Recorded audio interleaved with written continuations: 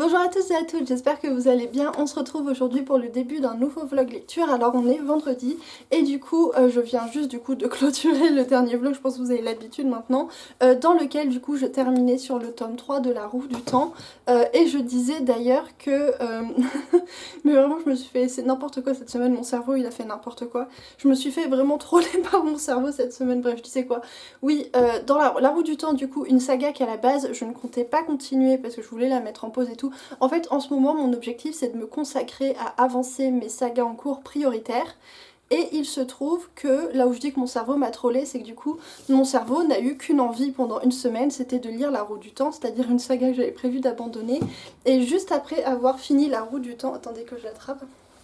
Du coup, juste après avoir terminé La Roue du Temps, je savais pas quoi lire parce que voilà, j'étais un peu frustrée de pas avoir le tome 4 sous la main. J'avais vraiment envie de rien lire jusqu'au moment où mon cerveau s'est dit ah bah non en fait t'as envie de lire le Trône de Fer.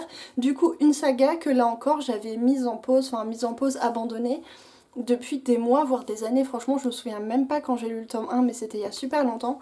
Et d'un seul coup bah, j'avais qu'une envie, c'était donc de retourner à Westeros.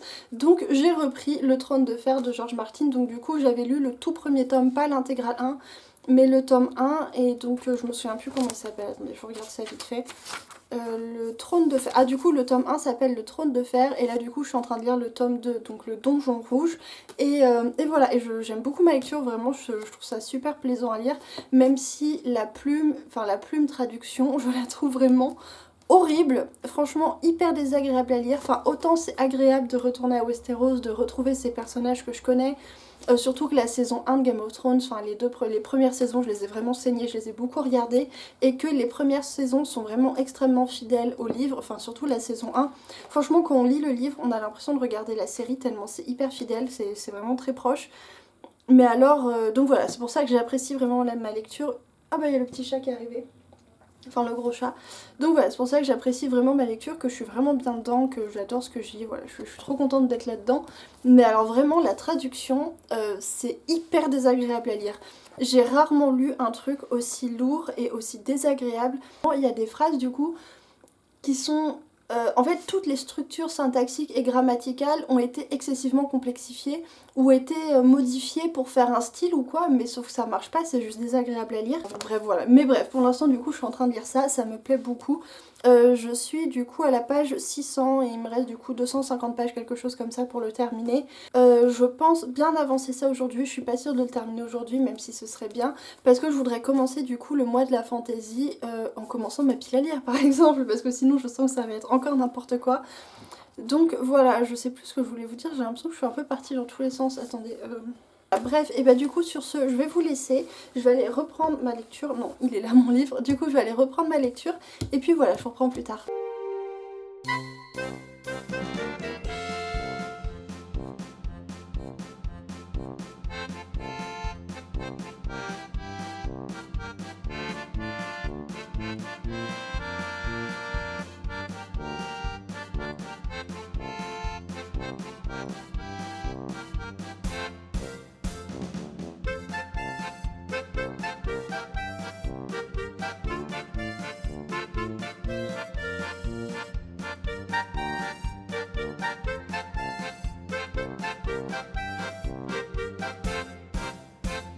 Rebonjour tout le monde, alors du coup on est samedi et hier j'ai terminé le tome 2 du Trône de Fer de George Martin, donc du coup le tome 2 s'appelle le Donjon Rouge et ça correspond à la deuxième partie de l'intégrale 1 et j'ai vraiment passé un super moment de lecture, c'était hyper chouette en fait de retourner dans cet univers, de retrouver les personnages, de retrouver cette histoire parce que vraiment l'histoire du Trône de Fer, enfin vraiment j'adore, je fais partie des gens qui ont vraiment adoré la série, à part les dernières saisons, je pense qu'on est à peu près tous d'accord là-dessus.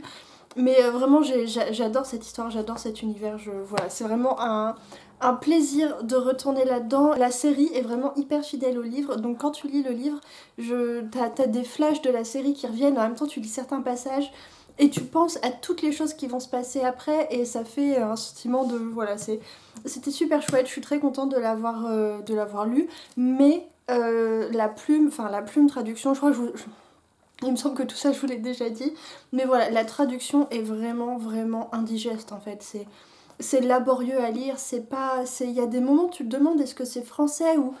Pourquoi le traducteur ou la traductrice, je sais pas, le traducteur du coup, je me demande pourquoi il a voulu à ce point alourdir le truc, pourquoi il a voulu à ce point compliquer les structures de phrases et parfois t'as des compléments circonstanciels qui sont en plein milieu d'une phrase mais pourquoi là alors que tu l'aurais mis à la toute fin de la phrase, ça aurait eu beaucoup plus de sens, ça aurait été plus lisible, enfin je sais pas.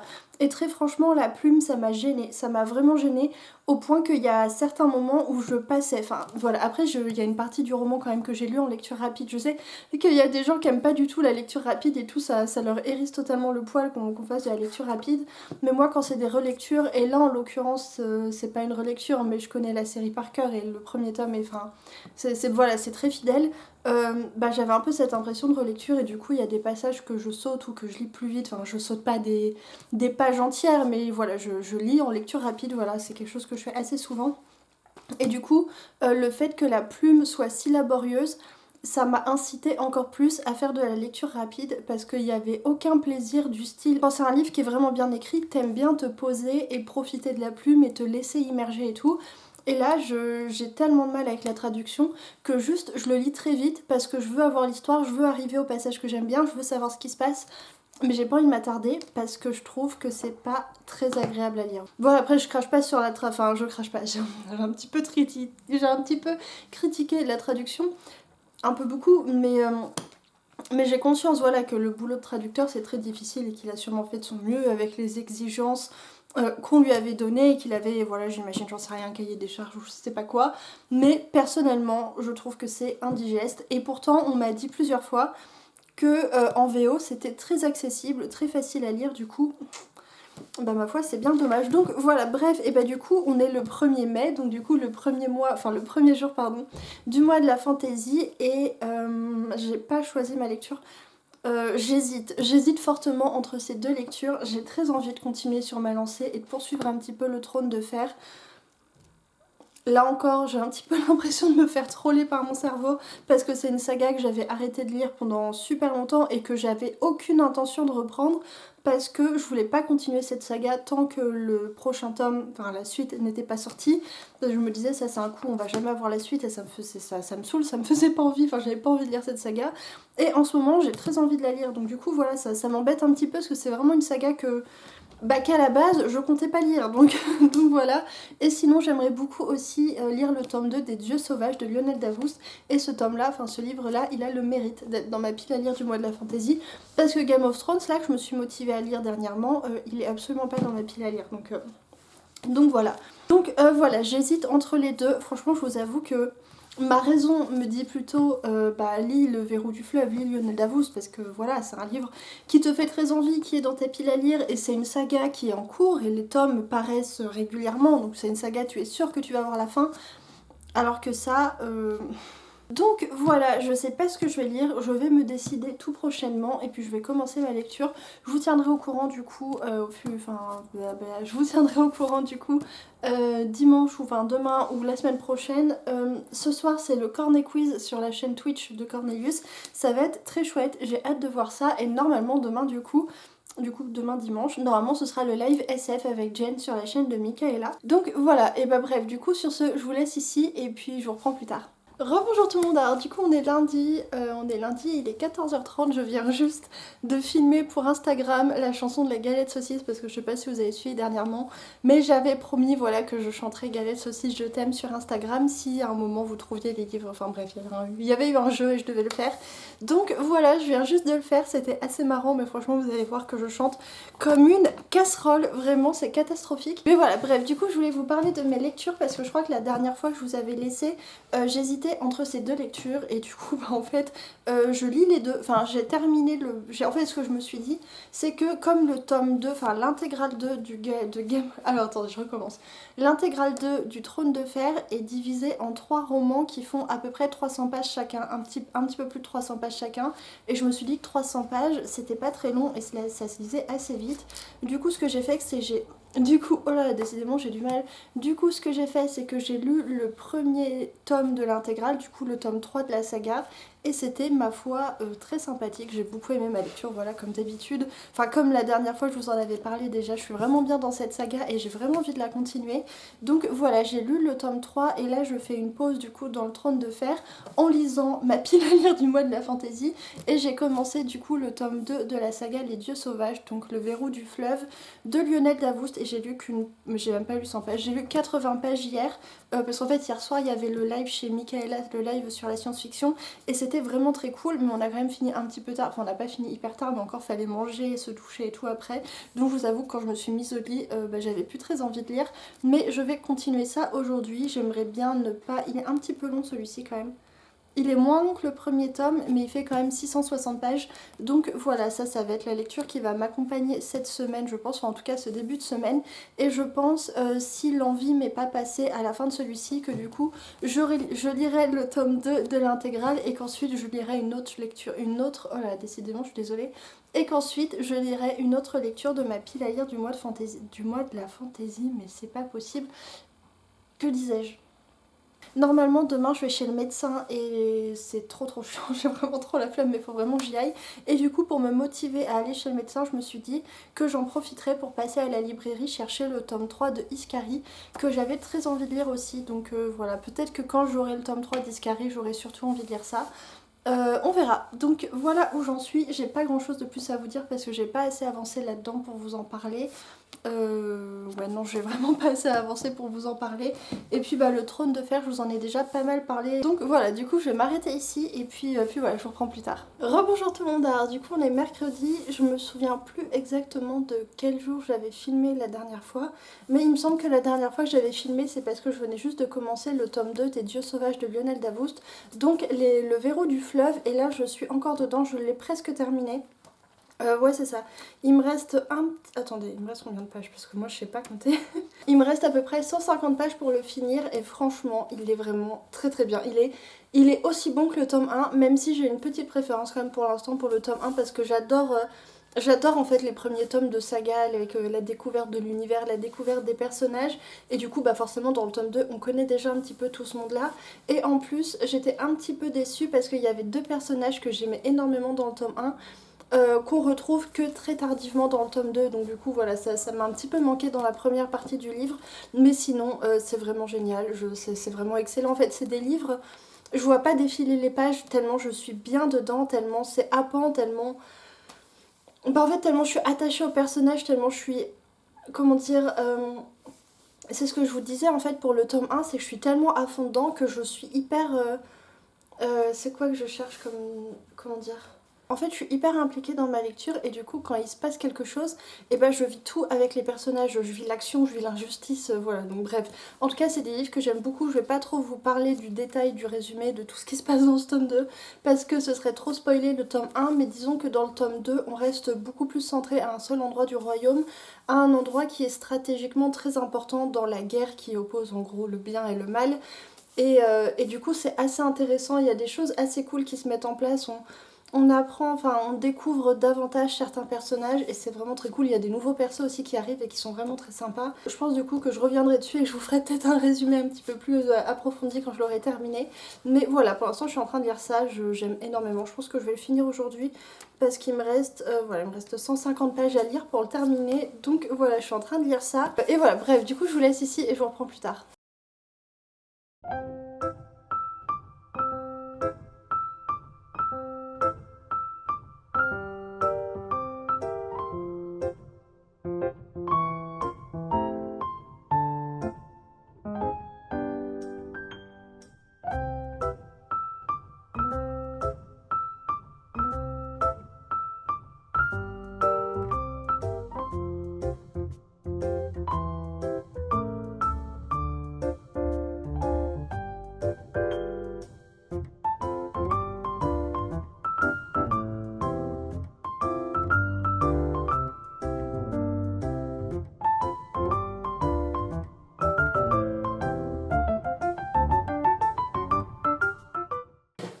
Bonjour tout le monde, alors du coup on est jeudi, je suis dans le bureau, c'est le gros bazar derrière moi. Je suis en train de faire le montage en fait du book haul que j'ai tourné ce matin et en fait il est méga long. Moi j'étais là pendant le book haul, ouais je fais attention à mes achats, j'essaie d'acheter moins de trucs et tout. Et en fait j'ai présenté énormément de livres donc voilà c'est un petit peu n'importe quoi. Donc voilà je suis en train de monter le book haul du coup. Et j'ai terminé des lectures hier, j'ai terminé ma lecture, j'ai terminé Les Dieux Sauvages de Lionel Davoust hier. C'était trop bien, c'était trop bien. Je vais pas vous en parler tout de suite parce que je voudrais faire mes trucs et tout, mais c'était vraiment tellement génial. J'ai trop hâte de vous en parler, de vous parler de tout ça. J'ai commencé une nouvelle lecture aussi qui est vraiment bizarre, c'est assez étrange mais ça me plaît vraiment beaucoup aussi. Donc voilà, je vous parlerai de tout ça tout à l'heure. Là je voulais vous montrer en fait le gâteau que j'ai fait hier. Attendez. Non mais parce que vraiment c'est incroyable, j'ai fait ce gâteau hier. C'est une copine qui m'a donné la recette et c'est un gâteau à la courgette. Et c'est trop bon, c'est vraiment trop bon, c'est un gâteau au chocolat à la courgette et on sent pas du tout la courgette mais ça donne trop une bonne texture et tout et du coup il n'y a pas de beurre, y a pas de beurre et j'ai mis 60 grammes de sucre donc c'est vraiment pas énorme et je pense que je pourrais même réduire la prochaine fois parce que voilà ça c'est pas, enfin bref je pourrais réduire la prochaine fois et franchement je suis impressionnée comment c'est trop bon donc voilà je voulais vous montrer ça parce que un gâteau à la courgette quand même c'est pas tous les jours et c'est vraiment grave bon. Regarde aussi si j'ai reçu mon collier Vinted parce que j'attends le tome 4 de La Roue du Temps. Est-ce qu'il est arrivé? Je pense pas qu'il soit arrivé parce que le colis était un petit peu loin encore. Il fait froid dans le bureau. Bon bref, il est pas arrivé, mais de toute façon, quand je le recevrai, j'irai le chercher et voilà. Est-ce que j'avais d'autres trucs à vous dire? Non, je crois que c'est... Non! Si, j'en parlais du coup, enfin j'en parle dans le book haul, je pense que vous avez déjà eu le book haul à ce moment, enfin au moment où ce vlog sortira. Je suis en train de préparer le challenge que j'aimerais bien organiser pour le mois de juin et le mois de juillet. Ça va être trop cool. Enfin vraiment, j'espère que ça va vous plaire. Je sais que... Voilà, j'espère que ça va vous plaire parce que moi c'est un sujet, c'est un truc qui m'intéresse beaucoup et que vraiment je trouve ça important, ça me tient à cœur. Mais du coup j'espère que ça va vous plaire, j'espère que vous allez participer, voilà, faut que je prévoie des trucs et faut que j'envoie des mails à d'autres copains de YouTube ou d'Instagram pour savoir s'ils seraient prêts à faire à participer à tout ça en fait d'une manière ou d'une autre. Donc voilà, j'essaie de préparer ça aujourd'hui, ça va être une journée un peu chargée parce que j'ai plein de trucs administratifs à faire, le montage et tout, mais c'est trop cool. Donc voilà, bref, et bah du coup c'est tout ce que je voulais vous dire, j'ai l'impression que j'ai parlé pour ne rien dire, mais je vais manger mon gâteau et boire mon thé pendant qu'il est chaud, faire le montage.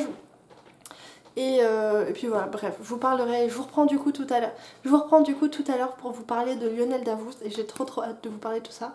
Donc voilà, à tout à l'heure. Ah, j'ai pas pris les livres. Si, il est là, c'est bon, n'importe quoi. Bon, ça promet d'être long cette journée là. On est toujours jeudi, il est 13h30, j'ai toujours pas mangé, mais par contre j'ai mangé ma part de gâteau. D'ailleurs, j'espère que j'ai pas du gâteau plein les dents. Non, c'est bon, ça a l'air d'aller. Du coup, merde, oh là là, mais je suis désolée, j'ai le cerveau en vrac. Je viens de faire du montage et j'étais à fond dans le montage et tout. Bref, je sais plus où je suis, je sais plus comment je m'appelle. C'est le deuxième tome de sa saga Les Dieux Sauvages et j'ai vraiment un coup de cœur mais phénoménal pour cette saga. Vraiment, j'ai cru à un moment de ma lecture que j'allais préférer le premier tome au deuxième tome, mais en fait non, parce qu'à la fin... je pense pas que le deuxième tome soit meilleur non plus que le premier tome, je trouve qu'ils sont vraiment au même niveau, ils sont tous les deux aussi incroyables, ils sont un peu différents. Le premier tome, on peut vraiment lui reprocher que les 300 premières pages sont un peu longues et c'est qu'on prend du temps pour mettre en place cet univers, cette histoire, mais en même temps c'est des pavés, ils font 600 pages plus chacun et c'est une saga de 5 tomes quand même, donc du coup avec un gros univers qui a été approfondi et tout, donc c'est normal qu'il faille quand même, qu'il faille 300 pages pour lancer l'histoire. En fait celui-ci du coup on n'a pas cette longueur en début de tome, mais on est, comme on reste beaucoup au même endroit et qu'en fait on est sur, il y a des scènes de bataille, c'est pas ce que je préfère le plus, mais franchement j'étais tellement à fond avec les personnages, c'était haletant, c'est tellement immersif en fait. Quand je suis dedans, je vois vraiment pas les pages défiler, je suis juste... C'est ça, tellement profondément attachée à ces personnages et tellement impliquée dans ce qui se passe que même les scènes de bataille que d'habitude j'aime pas trop et que je passe vite parce que ça me saoule, bah là j'étais à fond, je voulais savoir, j'avais peur, voilà, même s'il y avait un petit peu ce côté répétitif, parce que je vous laisse découvrir, mais c'était vraiment génial. Et à la fin, en fait ce que j'adore dans ce tome 2, et que j'avais déjà beaucoup aimé dans le tome 1, mais dans ce tome 2 ce que j'adore, c'est qu'on a des petits indices, des petits trucs qui jalonnent la première partie du tome de ce tome 2. On se dit non mais il y a des trucs bizarres quand même, on a l'impression que qu'on nous cache quelque chose, il y a des mystères, tu sens qu'il y a un truc en plus et que t'es pas au courant et les personnages ils sont pas au courant et toi tu vois qu'il y a ce petit truc, il y a des choses qui se préparent et à la fin on a confirmation que tous ces petits indices, il y avait en effet quelque chose de plus, un secret, quelque chose qui va avoir de l'importance par la suite et ça a l'air d'être tellement génial, ça me hype tellement en fait. Je peux pas vous dire sinon ça va vous spoiler, mais voilà, on sent qu'il y a quelque chose que ça va prendre c'est trop bien, c'est vraiment trop bien, j'adore les personnages, il y a des personnages qui sont drôles et ils sont attachants et je trouve que les personnages sont profondément humains dans leurs failles, dans leur peur, dans leur dévouement, dans leur loyauté et j'adore cet univers que je trouve tellement assez cruellement réaliste en fait parce que c'est un univers qui est très sombre et en même temps je le trouve réaliste dans le sens où c'est des dérives qui pourraient facilement arriver, notamment sur tout ce côté sur le sexisme, tout ça. Enfin, c'est vraiment bien fait et j'adore vraiment tout le propos féministe du livre. Et pourtant, c'est un homme qui l'écrit et enfin, souvent quand les hommes s'essaient à écrire des trucs féministes, ils sont un peu à côté de leur pompe, on va pas se mentir.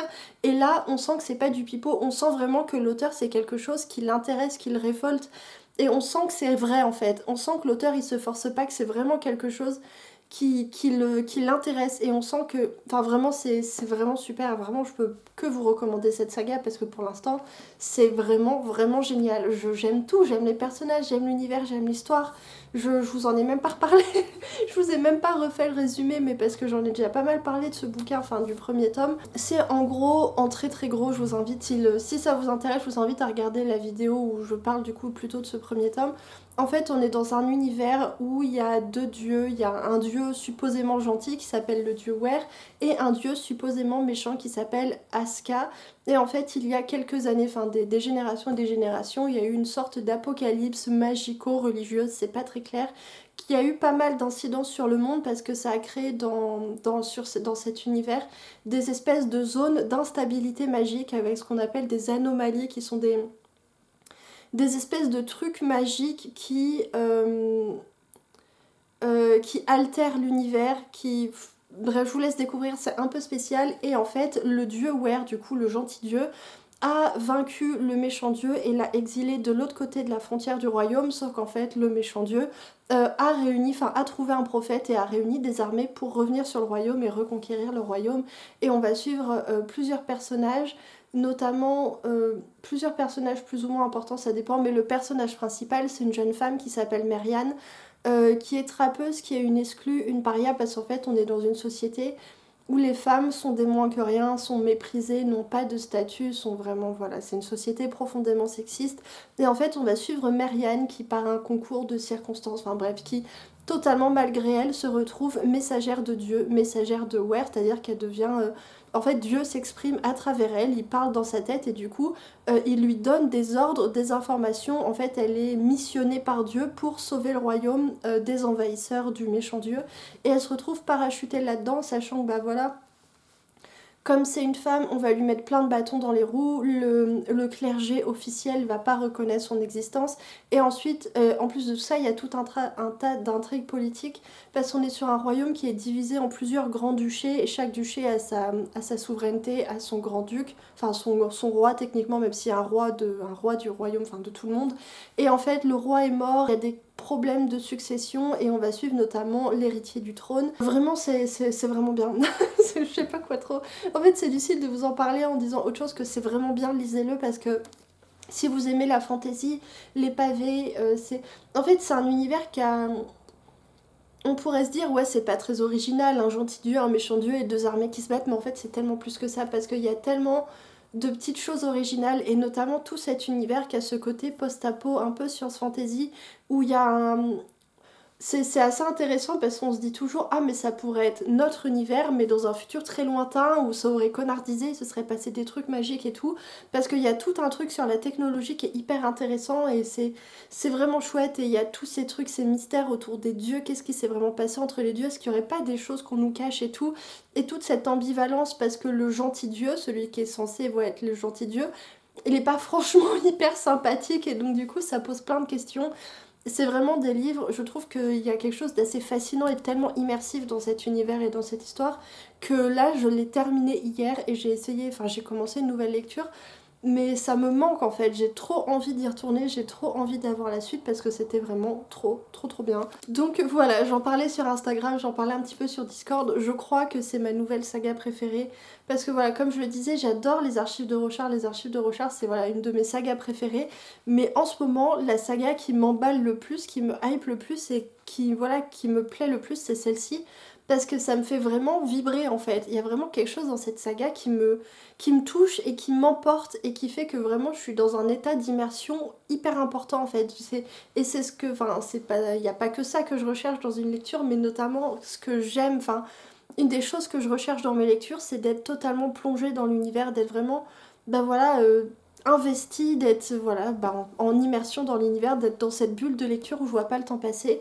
Et ça, je l'ai vraiment avec cette saga, donc forcément, c'est trop bien, j'adore. J'espère pouvoir lire la suite prochainement. Je sais plus si. Oui, non, c'était dans le book haul où je le disais.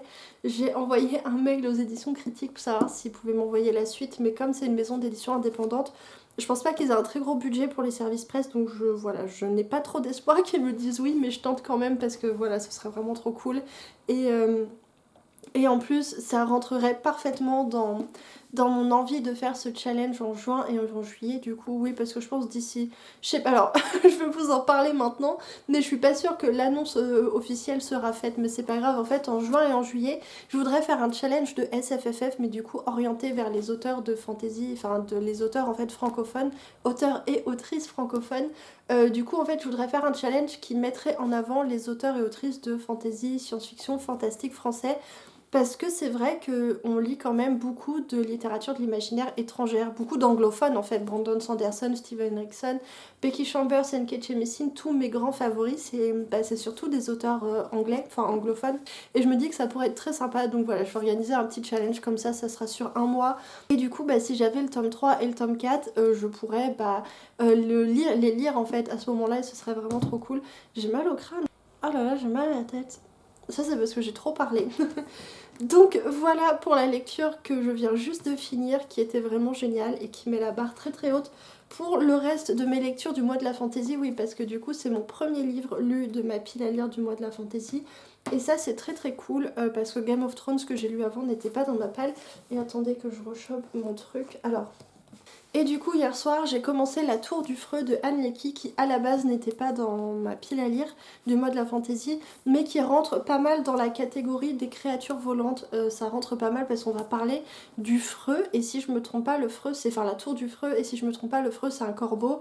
Et là en l'occurrence c'est une espèce de dieu en fait, c'est assez particulier, j'ai commencé ça hier, j'ai pas énormément lu parce que j'étais crevée et que j'étais encore un petit peu sous le choc de ça, j'avais du mal à m'en détacher donc j'ai eu un peu de mal à rentrer dedans. J'ai lu du coup, je vous ai toujours pas dit, j'ai lu une cinquantaine de pages et pour l'instant ça me plaît vraiment beaucoup.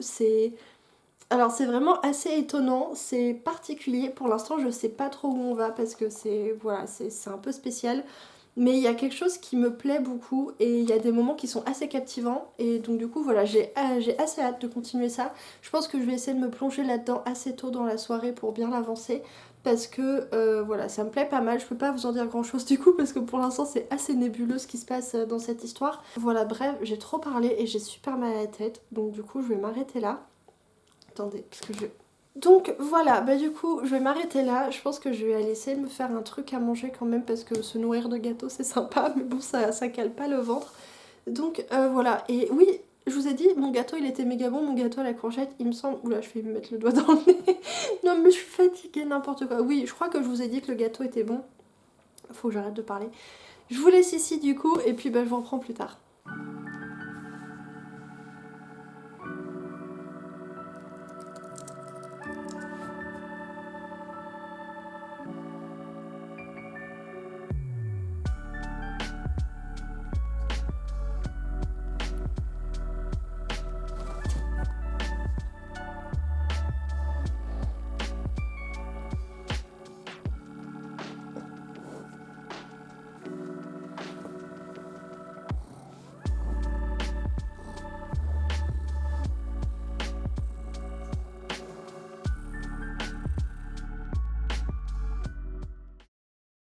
Rebonjour tout le monde, alors du coup on est mercredi et il est grand temps de clôturer ce vlog.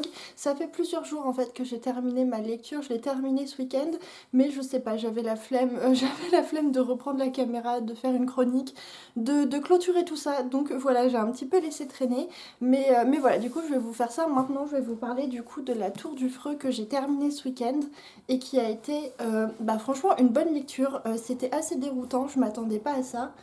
Déjà en commençant je m'attendais pas à grand chose parce que c'est vrai que le résumé il est assez nébuleux finalement. Le résumé nous dit pas grand chose et finalement j'ai vraiment beaucoup aimé. Alors c'est une lecture qui plaira pas à tout le monde parce que c'est assez particulier. C'est c'est une lecture qui est lente, qui est vraiment très lente, qui a un côté très contemplatif, très réflexif en fait. C'est un roman qui réfléchit à beaucoup de choses. Alors du coup pour l'histoire on est dans un univers où il y a des dieux, il y a plusieurs types de dieux mais on va surtout en suivre un en fait. C'est le dieu qui va nous raconter l'histoire et dont on va suivre l'histoire depuis ses origines. Bref, du coup, on est dans un univers où il y a des dieux et les dieux sont des espèces d'êtres géologiques. C'est pas vraiment des dieux, c'est un peu compliqué, mais les dieux à la base c'était des météorites, des montagnes, des choses comme ça, des forêts en fait, des choses de la nature, des espèces d'êtres géologiques qui sont venus à la vie, enfin à l'existence, à la conscience et qui ensuite ont développé des espèces de pouvoirs divins. Bref, c'est devenu des dieux et tout ce qui concerne les dieux est vraiment hyper intéressant. Enfin, je vous parlerai de ça après, mais c'était vraiment super intéressant. Bref, du coup, on est dans un univers où il y a des dieux et en fait, certains peuples se sont liés à certains dieux et en échange de certaines choses, les dieux ont juré de protéger les peuples. Et en fait, nous, on va se situer dans le royaume de l'Iraden qui est un royaume normalement protégé par le dieu Silence qui est le dieu de la forêt et le dieu du Freux, enfin le Freux qui est le dieu tutélaire de l'Iraden qui est un dieu corbeau qui a juré de protéger l'Iraden en échange des faveurs du peuple, enfin bref voilà. Et en fait le Freux du coup a un culte qui se base notamment sur le bail du Freux qui est la personne qui dirige l'Iraden, en fait qui est la voix du Freux. Enfin, le Freux, du coup, qui est un dieu, s'exprime à travers le bail, qui est du coup considéré comme le dirigeant, le gouverneur du royaume. Et en fait, tout ça se situe dans la tour du Freux, qui est donc en gros l'endroit où il y a le Freux et où il y a tout le gouvernement qui s'active et tout. Et en fait, au tout début de l'histoire, on va rencontrer deux personnages qui étaient à la frontière pour se battre contre des envahisseurs et qui sont vite rentrés à la capitale parce que l'un d'eux est en fait l'héritier du bail, c'est-à-dire qu'il est le fils du bail actuel, donc du gouverneur du royaume. Et en fait, il y a tout un culte, tout un tas de rituels qui font que quand le Freux meurt, parce que le corps du Freux est mortel, quand le Freux meurt, le bail doit se tuer avec et en fait l'héritier du bail doit prendre sa place. Enfin bref, il y a tout un système comme ça.